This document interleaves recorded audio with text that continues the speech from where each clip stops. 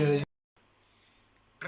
รับสบายดีเนาะหมูปูสุขุสุขคนเนาะมื้อนี้ก็มาพบกับช่องแดงจานสวรรค์เนาะมื้อนี้ก็บ่มีหยังหลายเพราะว่าตอนนี้เป็นเวลาประมาณ10โมง11โมงเนาะเพราะว่าอยากข้าวแฮงมื้อนี้เลยที่มากินข้าวให้เบิ่งเนาะมื้อนี้ก็บ่มีหยังหลายมื้อนี้ดึกๆเลยหิวข้าวเลยไปซื้อนี่มาเห็นบ่กล้องโฟกัสบ่นี่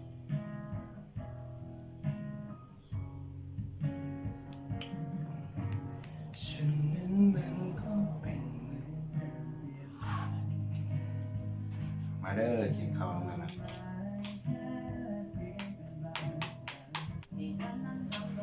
มา3 ตอน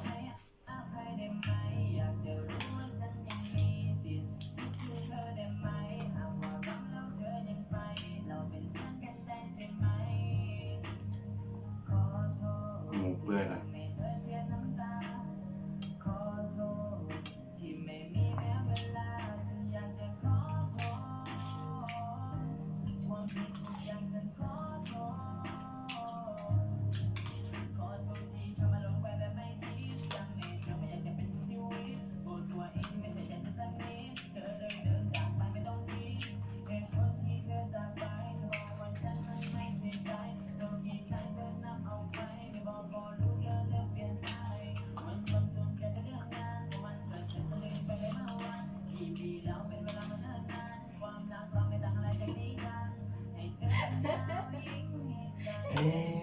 เจอ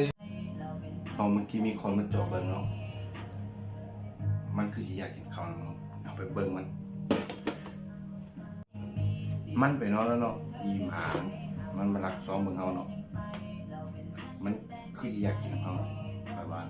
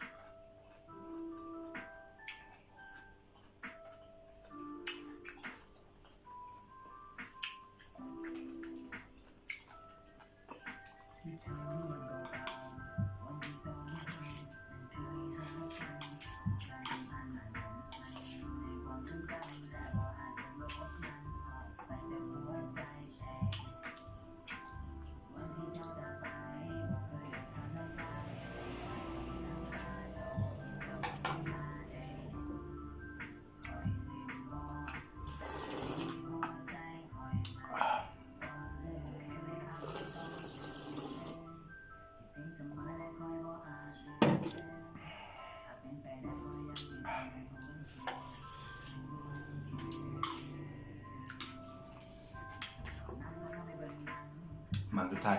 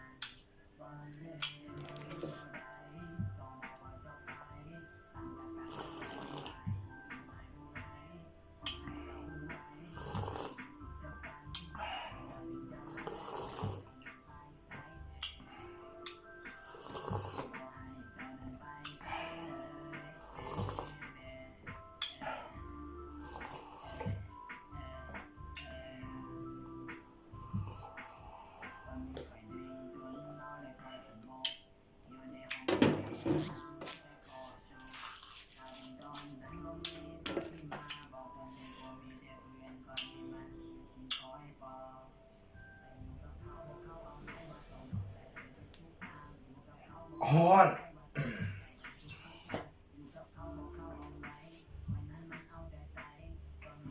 เบกคือเต้นอันนี้นะทำสุก